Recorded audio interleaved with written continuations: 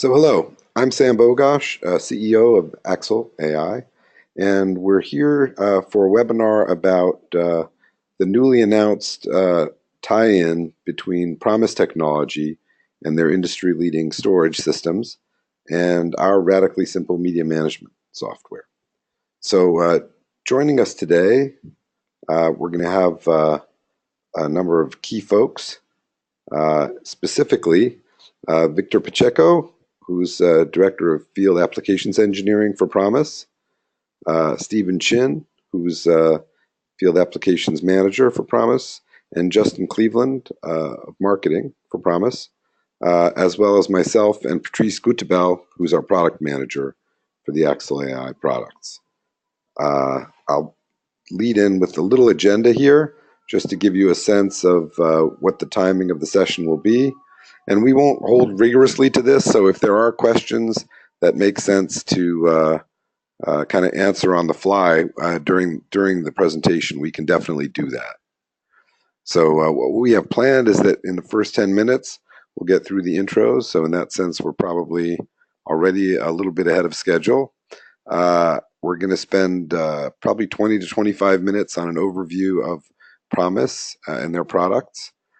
We'll spend another 20 minutes on an overview of Axle AI and the Axle Starter product, which is being bundled with the Promise vTrack SAN storage. And then for the last 10 minutes, we'll have questions and answers.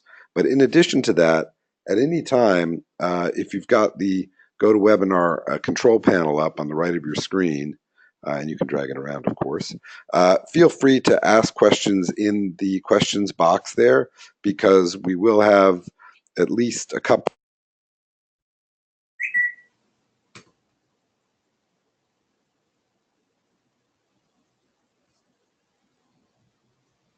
Sam, we lost the audio. If you can hear me, Sam. Can you hear me now? Yes, we can hear you now. Okay, it must have been a headset issue. Sorry about that. I was just saying, don't feel like you have to wait till the end of the presentation to ask questions. We do have the little questions dialog box in the GoToWebinar control panel. And those of us who are not doing the presenting at any given moment can answer those questions on the fly while the presenter keeps moving ahead. We might also, if there's a bunch of questions, pause the presentation for a few minutes to focus on Q&A. So we'll try and keep it pretty informal and responsive. So with that, I think we're going to hand things over to Victor to talk about Promise and the Promise products. So just one moment here while I do that.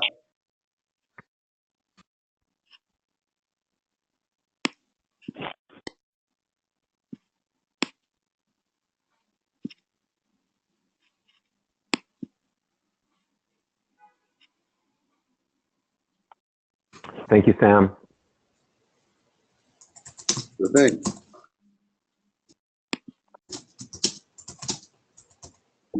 Hope everybody can see my screen. Let's just make. Hello, everyone. My name is. Okay. Yep, we're good. Go ahead. You got a picture, Good.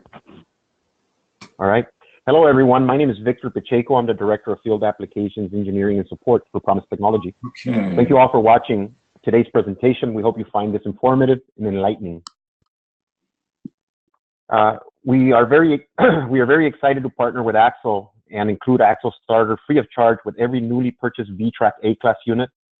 Axle radically simple media management software makes it easy for anyone to manage their media from any computer on their network.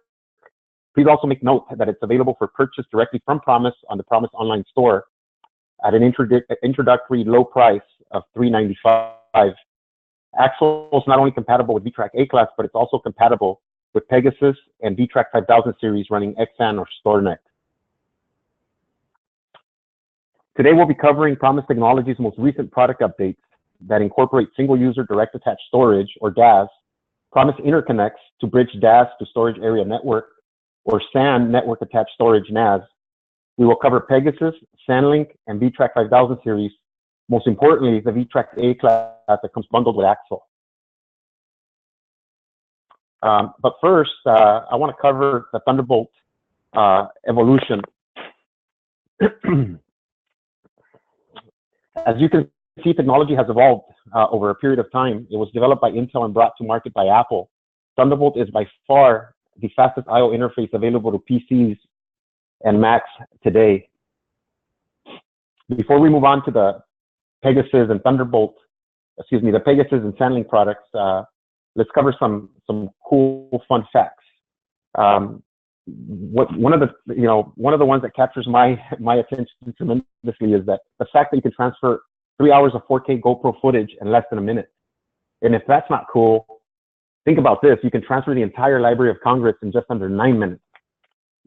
Cut the long story short, I mean, this technology is very, very impressive and very, very fast. So what is Pegasus 3? So Pegasus 3 is a third generation hardware RAID incorporating Thunderbolt 3 direct attached storage, ideal for prosumers that need blazing fast performance. Being away from the studio for a shoot doesn't mean that you have to sacrifice the RAID protection or speeds of your SAN storage.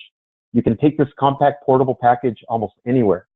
This makes it ideal for filmmakers, photographers, graphic designers, and other multimedia professionals, especially on set, where speed matters. And also, everybody's charging by the hour, right? So what is Pegasus 3? Oh, excuse me. So what do you get with Pegasus 3? The solution comes with either a 4, a 6, or 8 bay. The smallest capacity is either 12 terabyte, and the largest one is 80 terabyte. And it supports the maximum throughput available through Thunderbolt 3. It supports simultaneous streaming, editing, and backup of 4K video and beyond. It comes with dual Thunderbolt ports for daisy chaining multiple Thunderbolt 3 devices. It's fully hot swappable and has effortless drive access for serviceability. It offers massive storage capacity and for backing up creative projects and digital libraries. It includes a 1-meter Thunderbolt cable. Pegasus 3 is one of the building blocks, and it is essential for Promise end-to-end and beyond workflow. Next, let's cover the SandLink. Here we have 2 flavors of the SandLink 3. Please note, this is the 3rd generation SandLink. We currently still are shipping the SandLink 2 with Thunderbolt 2. For more information, please visit the Promise website. On the left, we have the SandLink 3 F2 that offers dual Thunderbolt 3 to be exact, and dual 16 gigabit fiber channel ports. It allows any Thunderbolt 3 enabled Mac to connect to a high-speed storage area network, or a SAN. It allows you to connect up to 6 daisy chain devices, high-resolution displays, and also, storage devices such as the Pegasus 3 that we just discussed. It includes a 1-meter active Thunderbolt cable. On the right, this is the first of its kind in the sense that it's very portable and doesn't require external power. This is the SandLink T1. It's M-base-T, and it offers full duplex at 1, 2.5, 5, or 10 gigabit connections, so it's dependent on your network infrastructure. It offers a single Thunderbolt port, Thunderbolt 3 port, and a single M-base-T port. As I mentioned, it's bus powered, it's compact, cool, extremely portable. It comes with a 0.5-meter Thunderbolt cable. And then here's just the front and back view, so you can have a closer look at both devices.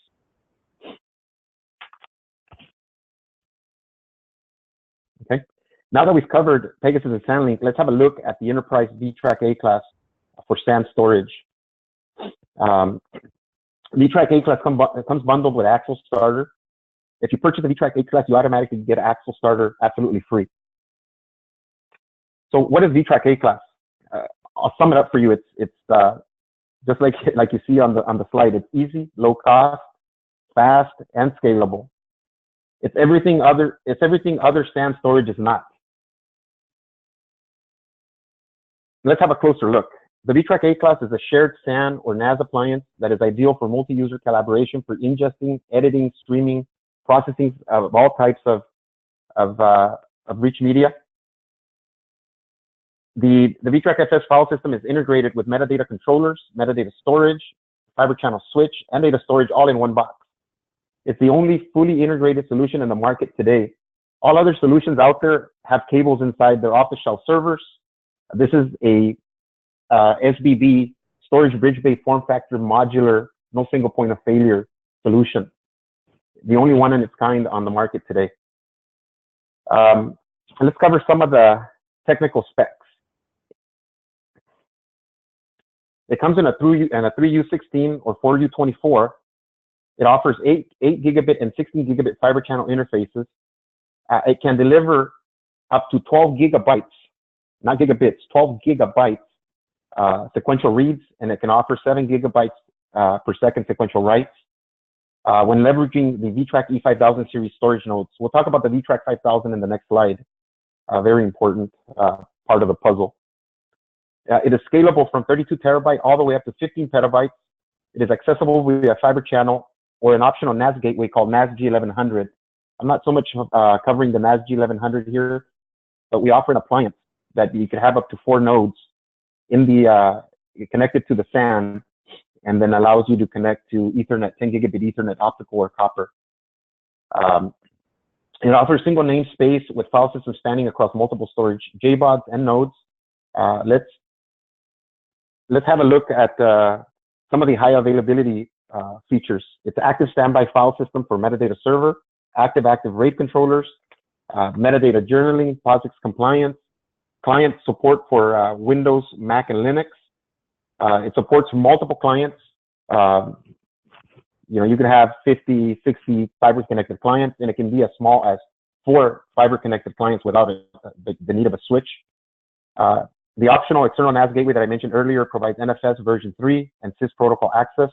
It offers online defragmentation, and it offers online expansion on the fly for added expansion or nodes so you can grow your file system. Each file system volume can individually be tuned for the usage of the volume, soft quotas, user quotas. It offers local LDAP, embedded LDAP for up to 20 users. It also supports Active Directory, Open Directory.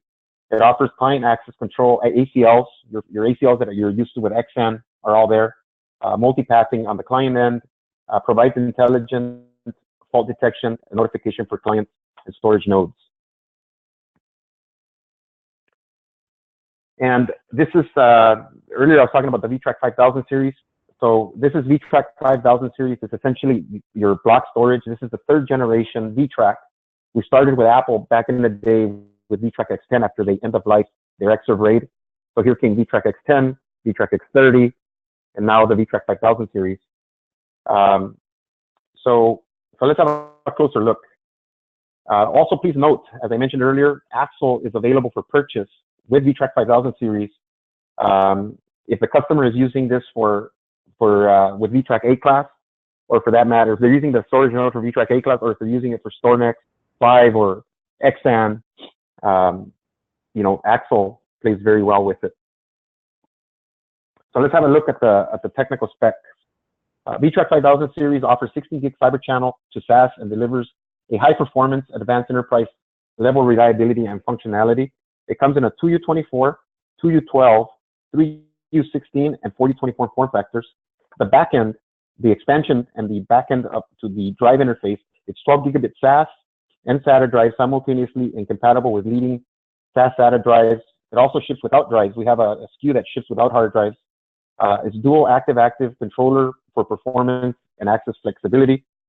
Comes with quad 16 gigabit fiber per port, per controller. So there's a total of 8 16 gig fiber ports, and dual 12 gigabit SAS per controller for expansion up to 9 JBODs. The chassis, so like I said earlier, it's fully supported with VTrack A-Class as a storage node for scale out performance, and can deliver up to 12 gigabit reads, 7 gigabyte writes with 72 spindles or 24 solid state drives. And then lastly, so how does it all come together, right?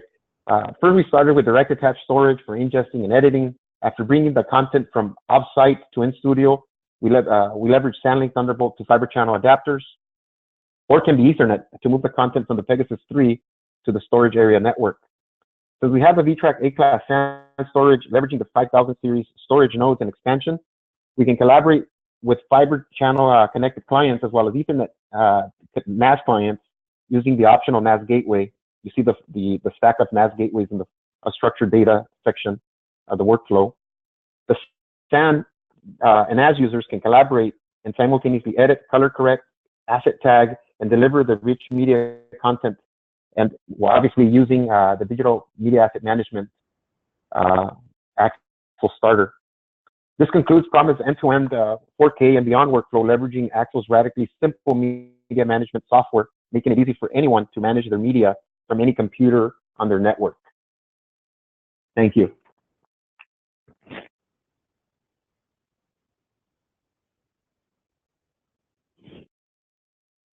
Hello, Sam. Yep, thanks, Victor. Appreciate it. I was just trying to get it here.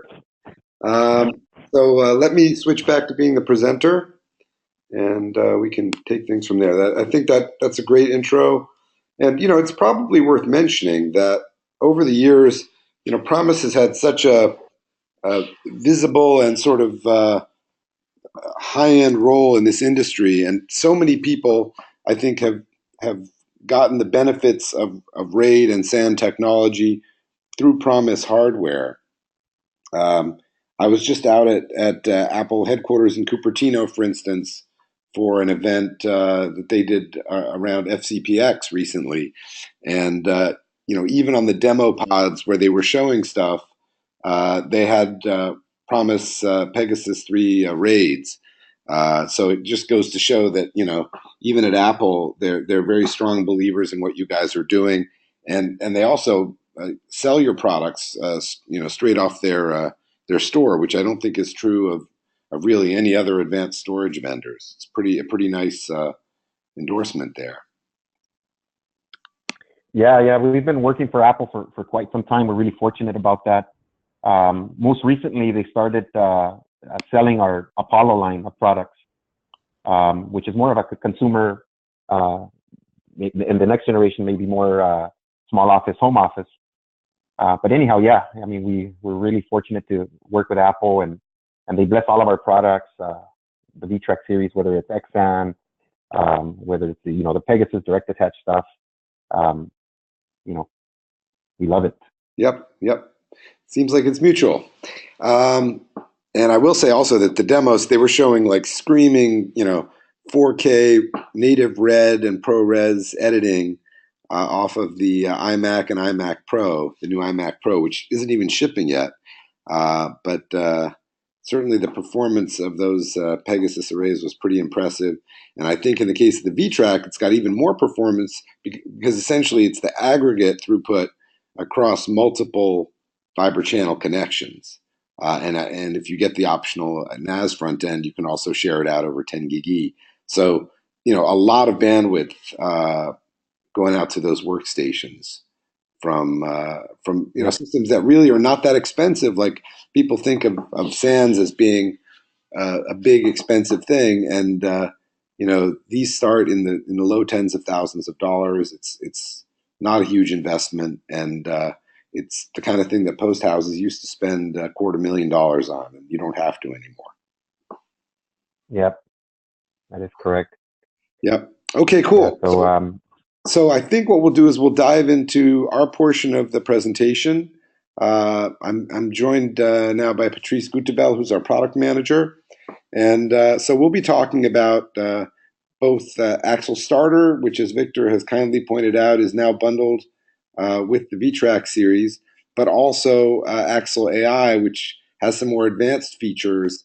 But it basically is an upgrade, a straight upgrade path from the Axle Starter or even our Axle 2017 and Gear configurations. They're all pretty much flavors or license configurations of the same software. And so if there's one message that we want to give everyone from today's presentation, it's just sort of what does Axle do and why is it unique? And then if you have more detailed questions, feel free to contact either your local Promise reseller or us at Axle or our resellers, and we will get you hooked up and also you know, explain more details about the product.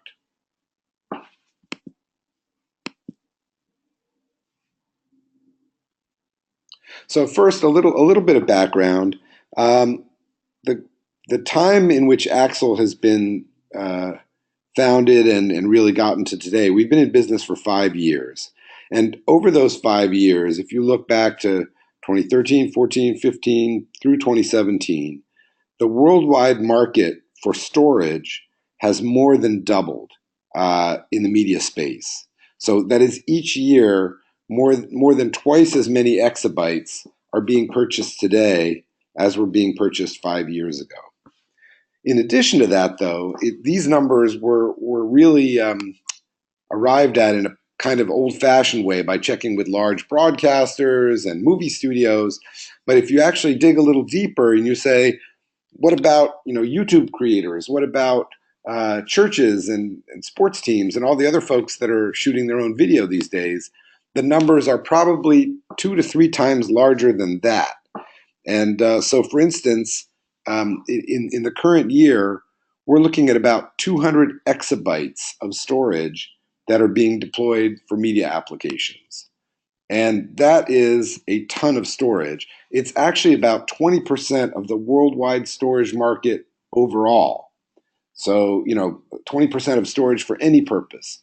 And I can remember not that many years ago when video took up about 8 to 10% of the worldwide storage market. So, no surprise to people that are involved in the industry, but video is sucking down, bigger and bigger chunks of the storage that people buy.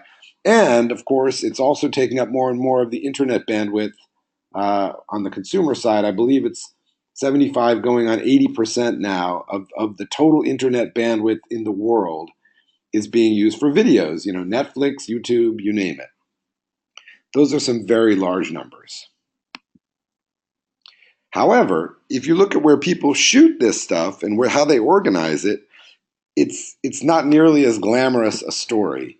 It looks more often than not like this closet, which actually I can tell you was a picture I shot visiting one of our customers in Los Angeles. I won't say who because it's, they're probably not proud of this closet, but I think most of us have seen or experienced shelves and closets like this throughout our career. It really comes down to the fact that historically, everybody just put their shows on tapes, and you'd go out and you'd shoot, and you'd have, professional videotape, and you would accumulate the tape, and you'd say, oh, well, that shoots on that tape, and that shows on that tape. Nowadays, it's the same, but using hard drives. And they do have the advantage, of course, of being randomly accessible. So you don't have to put them in a deck and, fast forward to the place you want to watch. You just plug them in via Thunderbolt to your computer, and you use the NLE to play what you want. But it's still clunky because each chunk of footage, each show, is really on its own drive. And when it's on the shelf, it's not searchable. So what often happens is that people will accumulate these things. In this picture, it looks like it's probably low hundreds of terabytes, but it can go as high as petabytes. I just visited another customer that has 1.5 petabytes of completely unmanaged storage, not that different from these shelves, just using bigger RAID arrays and things, including some Pegasus arrays, by the way. But it just boggles the mind that you can get up to over a petabyte without having any ability to search or reuse the stuff, short of plugging and unplugging each drive. Our goal with Axle is to change that, obviously, and to make it so that you can just search your material through a web browser, from an iPad, from your phone, from a Mac or PC laptop, really from anywhere in your world, and immediately find the footage you want without having to plug and unplug drives and make reference to Post-it notes and spreadsheets and things like that. And as I mentioned, Axle does run on a range of devices.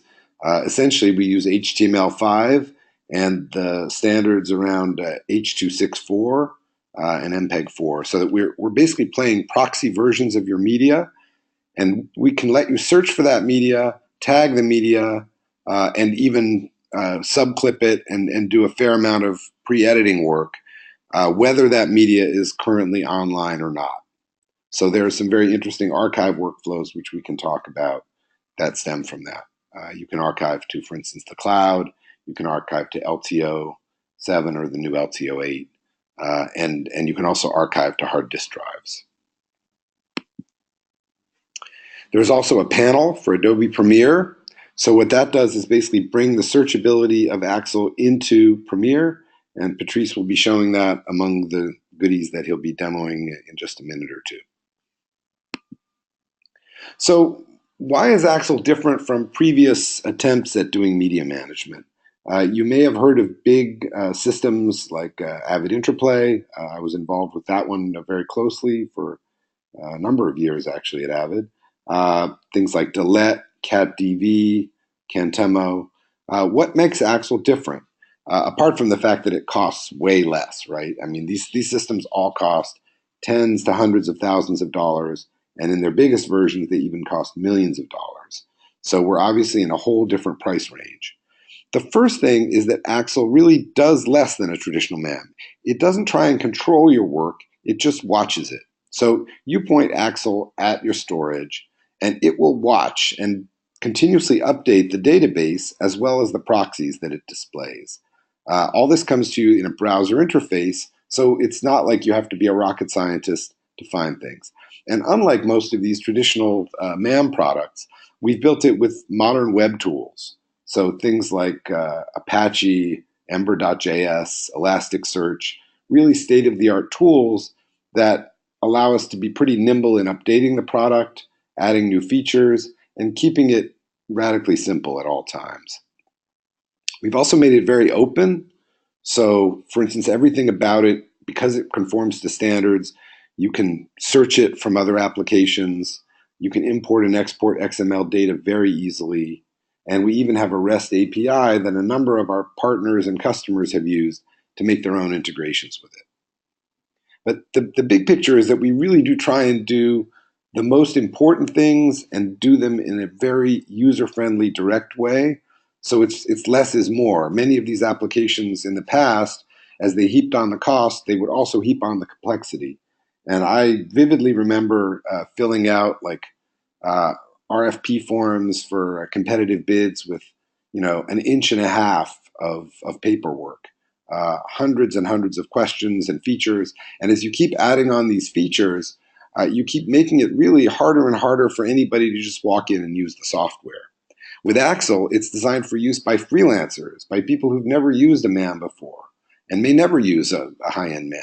And so our assumption is that you should just be able to open this, and if you can use Dropbox, you can use Axel. So who's using this? It's actually getting closer to 500 sites, but we're well over 400 sites worldwide. And it's folks like, of course, post-production broadcasters, but also corporate video teams, schools, some of the top universities around, sports teams, houses of worship, nonprofits in their fundraising, ad agencies, and government agencies. So a pretty wide spread of uses. And I would say that broadcasters and movie studios, for instance, probably make up about 15% of our business, but no more than that. And some of these other segments are actually growing faster, which is no surprise. Another segment which really isn't called out here is the whole direct-to-web online kind of content farms. So we have customers like Cheddar in New York, for instance, Bleacher Report, people who are basically publishing directly to the web and bypassing traditional broadcast completely.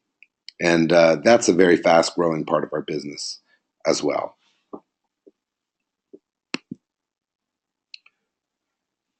So finally, what's Axel AI? And again, Patrice will be demoing this, so I don't want to steal his thunder too much. But the basic idea is that if you took a lightweight media manager that you could just install and point and go, and you combined it with all the latest research in artificial intelligence, you'd have a pretty powerful tool.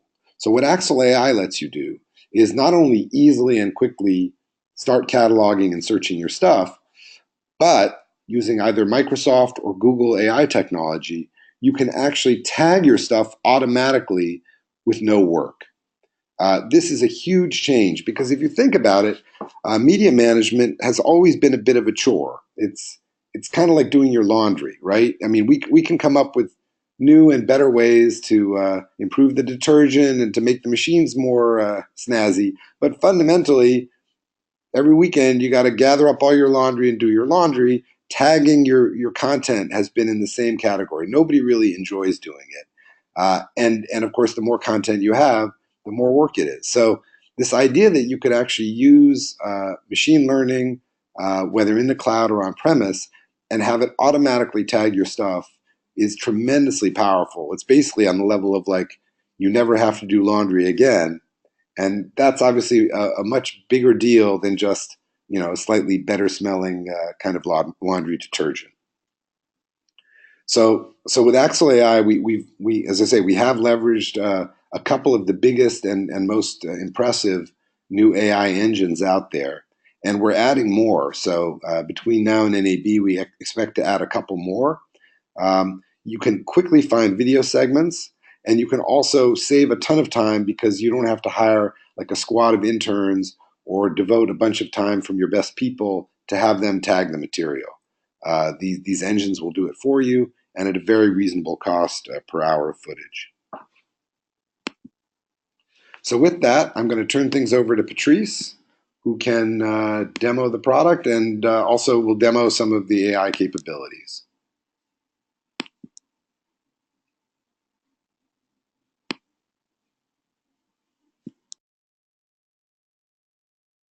Thank you, Sam.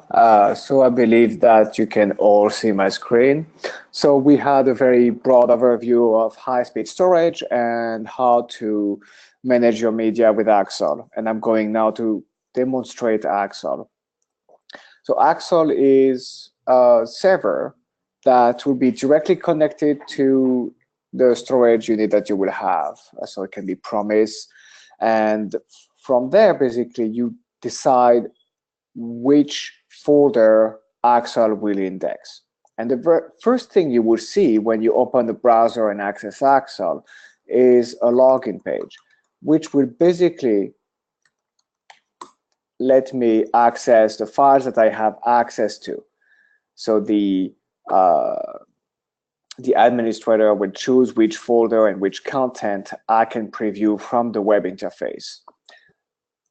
And here I am. On the left side here, you will see the different folders that are being monitored, and I can expand and collapse and jump straight to the folder.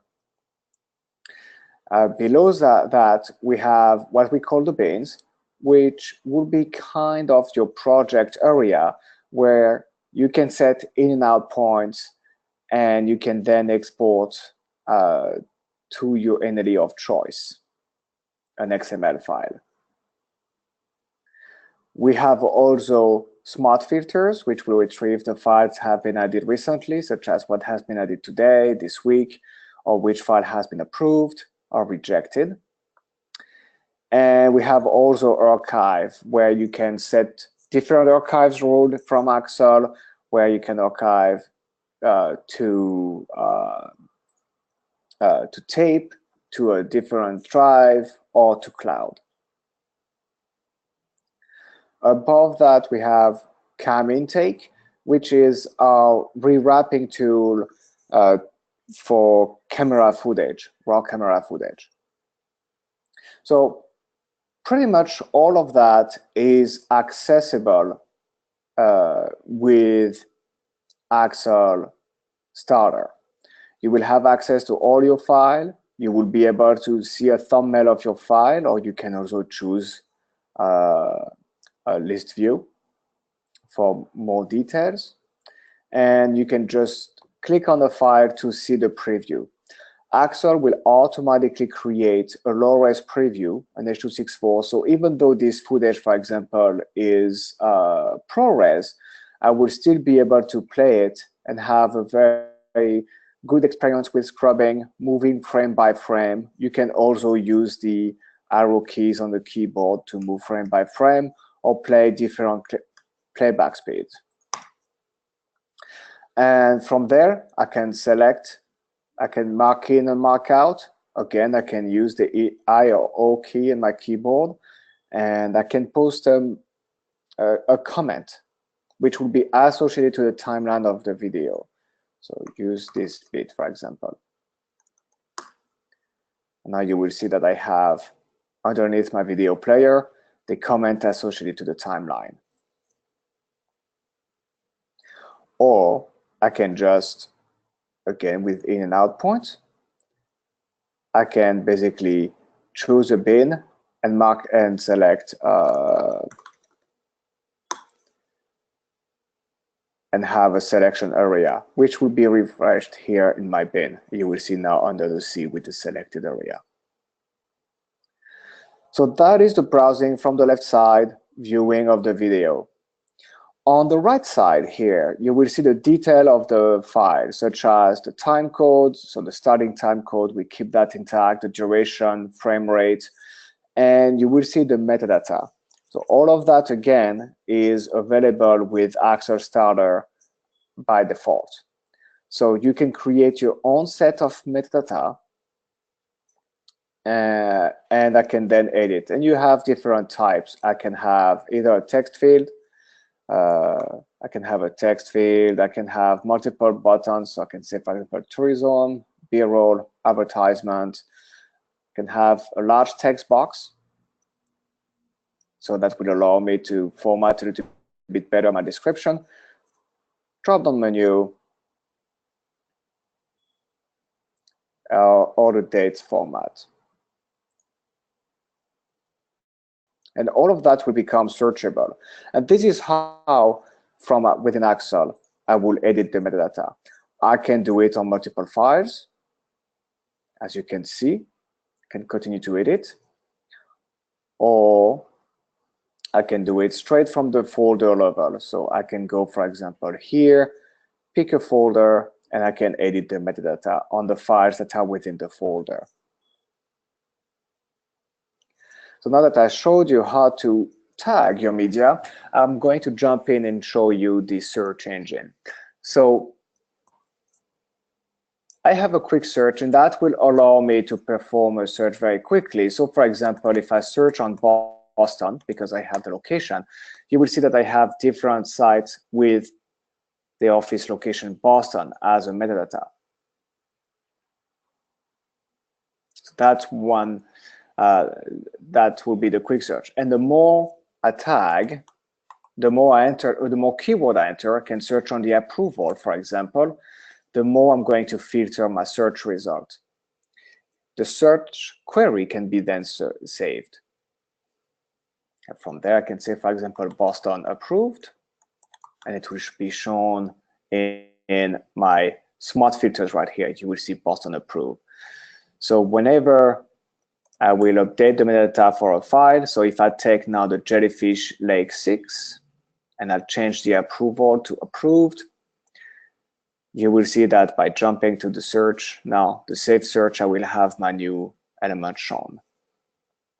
You can also click on the lens on the top left here, where it will allow, I can choose whatever option, and I can have more than one. And I can choose a specific metadata type, such as producer, Neil Blake, or sample gosh, and so on. Here, nothing will be found, but you can basically make very advanced searches, including dates with greater or less than, or does not contain. So if I do does not contain Neil Blake, then it will find me everything.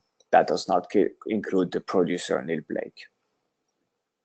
And all of that is built using the Elasticsearch. And we have an API that will allow you to basically tap on the search engine of Axel to retrieve your media efficiently. And for instance, we use the API to develop the Premiere panel. Let me just quickly jump in. Here I am Premiere. I have a new project. And you can find Axel at no charge, and it's again available with Axel Starter and the Promise storage. I can choose the extension Axel, which will basically show me again the login page. So any user that will have access can log in, and you will see again the different files, and I can just jump in, for example, and just see my media. And if that's a media that I'm interested in, I can directly import it inside my project. And I can of course use the same search engine to retrieve the file. Not sure why I did not find the approved. That must have been a typo. So what is neat actually is I can select more than one file. You will see that I have 2 files selected. I can just drag and drop these 2 files straight into my project using Axel. Or even better, if I have a set of files that belong to my bin, I can import the bin directly. This will actually bring in the markers that I have set in Axel. These files are offline. They're going to bring the in and out points. So for example, if I go here, you will see that I have using the iPhone as a marker, screenshot, and you will see that don't use this, and you will see that I have the in and out already set. So I can just start to edit. And that's pretty much it. This is how Axel with the panel will work. Quick. I had it somewhere. Quick, and I should have put it in my workspace.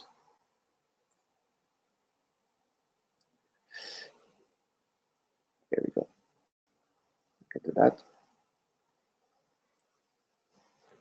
So very easily search and retrieve media from within Premiere without leaving the application, and I can import straight the media to it. And all of that is available again with Axel Starter. You can find the Axel panel for Premiere into the Adobe Exchange Cloud. Now let me show you a little bit more about Axel, and more specifically the AI. We have partnered with multiple vendors that will allow us to automatically tag the media.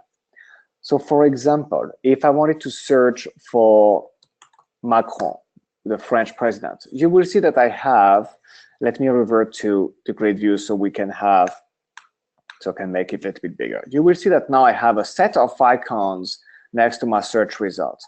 And you will see for facial recognition, and you will see that it has automatically tagged Emmanuel Macron, or speech to text, or even the OCR.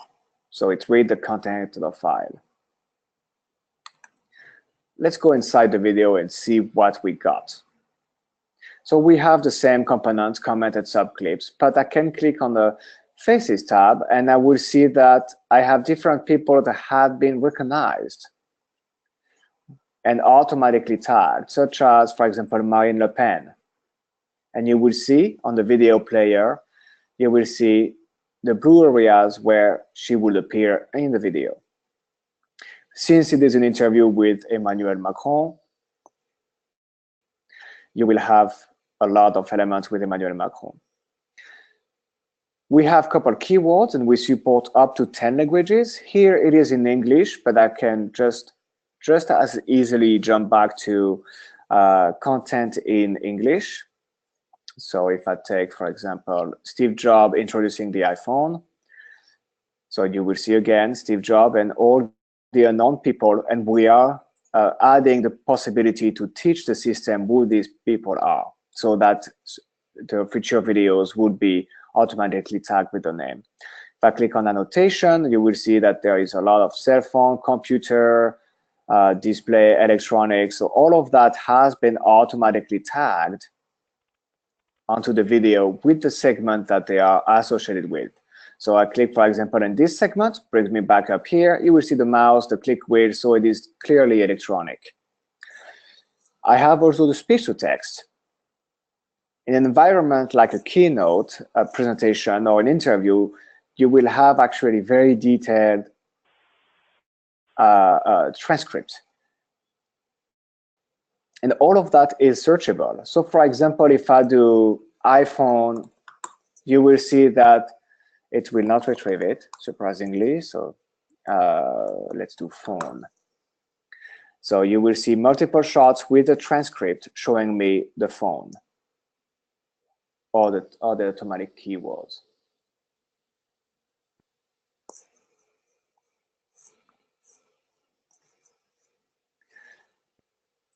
And lastly, we have the OCR, which will basically read the video and present me the text that it picks up. 2 megapixel, for example, or 160 ppi, and all of that is searchable. And this is a simple upgrade from the Axel Starter to obtain.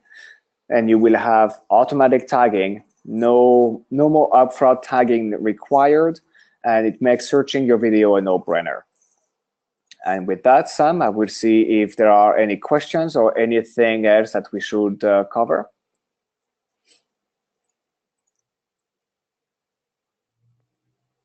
Thanks, Patrice. We've actually had some very good questions coming in.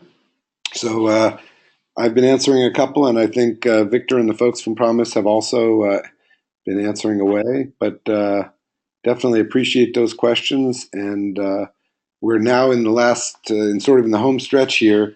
So feel free to bring a lot of questions either through that box, or if you prefer, contact us after the event, and I'll be putting up our email addresses here at the end. Boy, looking at that original iPhone slide, 160 pixels per inch. What was it? It was about a 2.5-inch screen or something. I think it was 3.5, actually. 3.5. All right, it takes you right back, though. I tell you. Yeah, it does. It does. Well, the beauty of Axel, something I should actually emphasize, is if you were to take Axel Starter or Axel and you compare it to the other media asset management solutions that you have, the one of the key feature of Axel is that we do not force you into our own organization.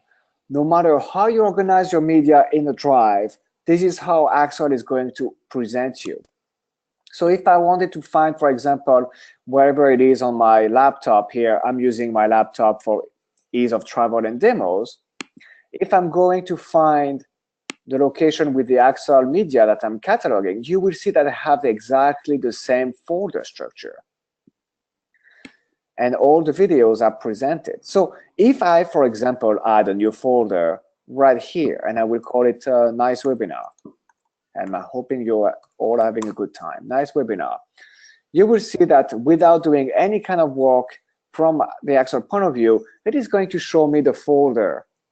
So when I add new files, it is automatically going to pick it up and transcode them. And this is really the key with Axel. We do not change the way you work. Yeah, I think that's a very good point, Patrice. I mean, in my experience, the typical progression is most people have obviously made the big jump from tape to external hard drives. The next big jump is from external hard drives to some form of rated or shared storage. And usually when they do that, the obvious way to organize things is folders. So what used to be a whole hard drive now would be a folder and a set of subfolders inside the main storage. And over time, people build up their preferred ways of organizing those folders. So for instance, in a news organization, it's often by weeks and days of the week, right? And everything that went to air on Tuesday is in the Tuesday folder, and so on. Meanwhile, though, if it's let's say it's a reality show, they're going to organize it by a combination of date and camera angle, and they're going to just accumulate huge amounts of folders kind of heaped on top of each other. Other people may want to have like a B-roll folder where they keep their best stuff for future use, but also a combination of raw footage and finished footage folders, project folders, etc. However you like to organize your storage, that's the way Axel is going to display it in the browser interface. And those folders on the left, they're not like made up newfangled folders. They're your actual folders, which, as Patrice has shown, you can do with whatever you see fit. And that's just a huge difference, because the other downside of a traditional heavyweight MAM, apart from the cost, is that they force you to check everything in and out. You have to have specialized ingest workflows. Only certain file formats are allowed. Whereas with Axel, it'll catalog whatever is there.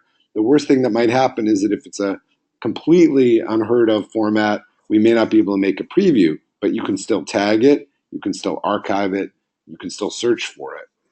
And since we cover such a wide range of camera formats and post-production formats, at this point it's very unlikely that you're going to have footage that we don't have a way to turn into a proxy. So the key is, if you have a check-in workflow that only allows you to use certain formats, then you've got to convert all of your loose footage into that format just to get it into the MAM. And that step alone, for instance, can be a deal breaker in many of today's kind of free-form work environments.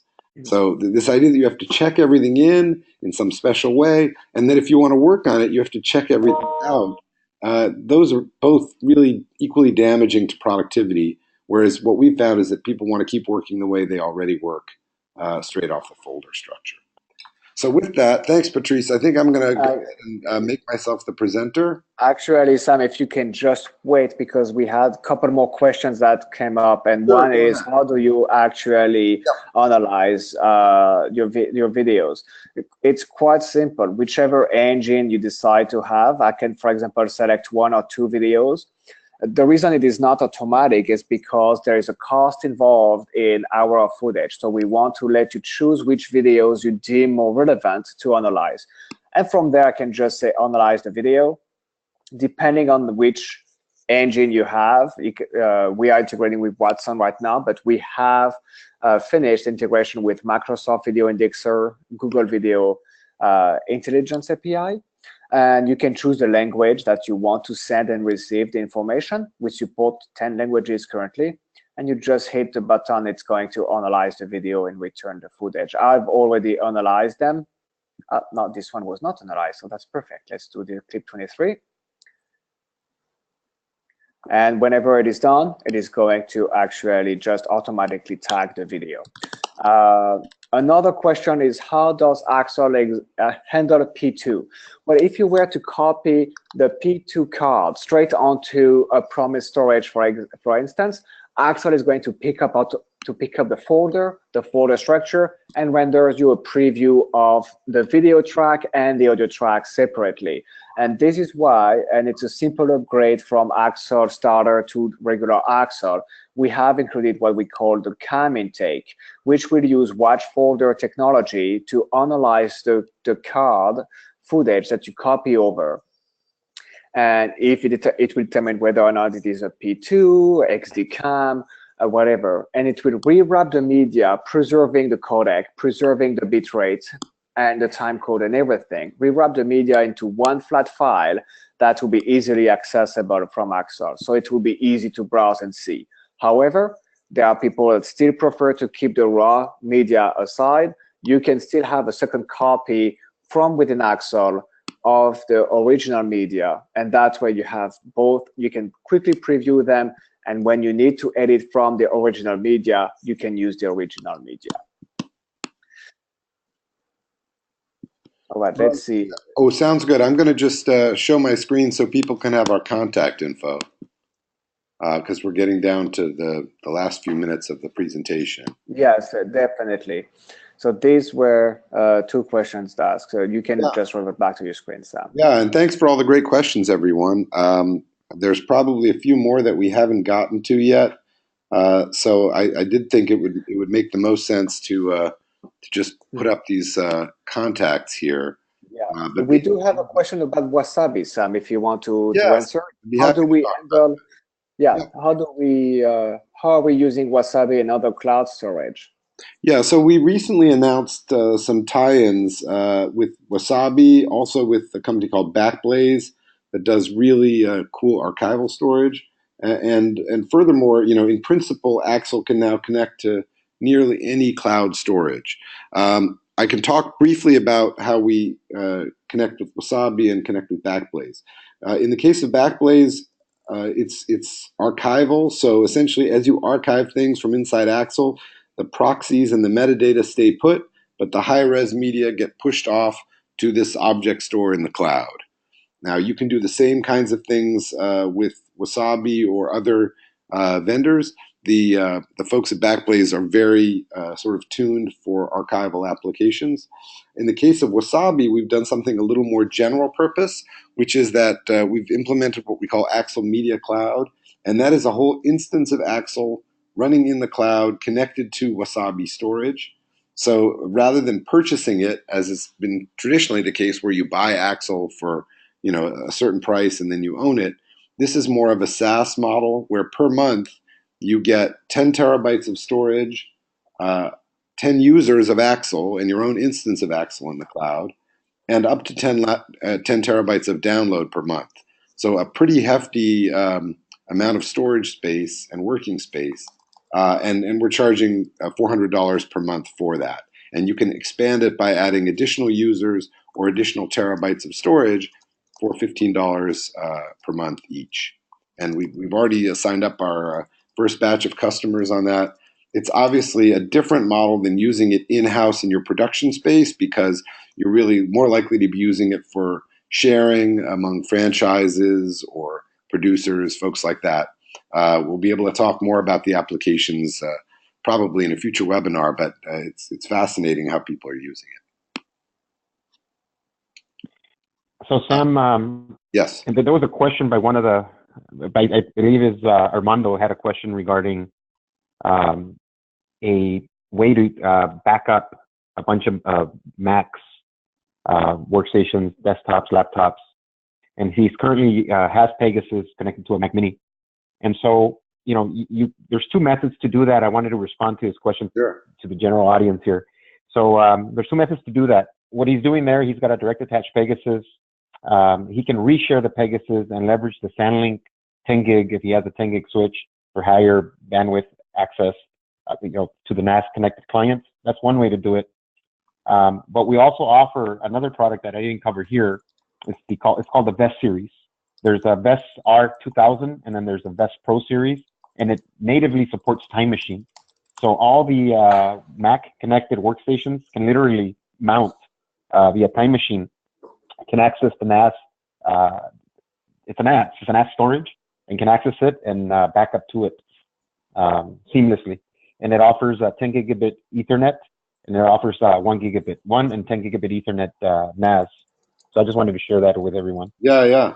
Well, actually, and I had also responded to him. The other option, of course, if they're interested in more of a working storage and high bandwidth, would in fact be the vTrack, because right. If they have a large number of Macs, I didn't get a clear sense whether he needed it archivally or for work in progress, but we're going to follow up with him for sure. And then there's another question. Yeah, and then sorry, one last thing that I wanted to mention out there. So all the Pegasus users out there, a couple of weeks ago, we made an announcement. We partnered up with ChronoSync. It's a backup software. Everybody, I think, knows who ChronoSync is, Econ Technology.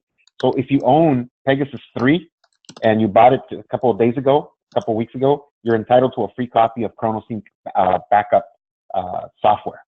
So you just contact support. We'll hook you up with that. If you have Pegasus 1, Pegasus 2, you can buy it directly off us on the e-store as well for $34.99 is the price, I believe. Way lower than direct. It's a Pegasus edition, ChronoSync Pegasus edition. Go ahead. Yeah, and one last question that we'll get into a little more detail on, probably one-on-one. This was from Tim Ivey asking about how we handle P2 files. So the CAM feature that Patrice mentioned earlier, that's specifically designed for handling P2, XD-CAM, Canon RAW, and a variety of other camera formats like GoPro. And essentially it pre-processes the camera formats, cleans them up, and brings them in as rewrapped files without a transcode step.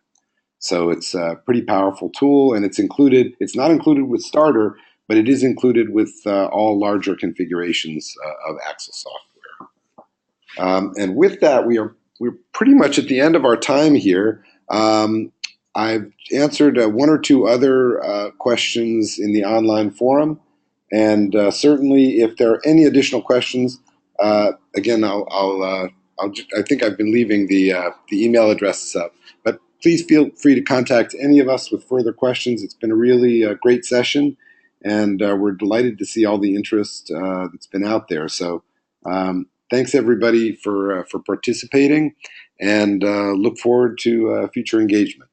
And thanks to the folks at Promise also. Thank you, Victor and Justin and everyone else. Thank you, Sam. Thank you, everyone. Thank you. Thanks.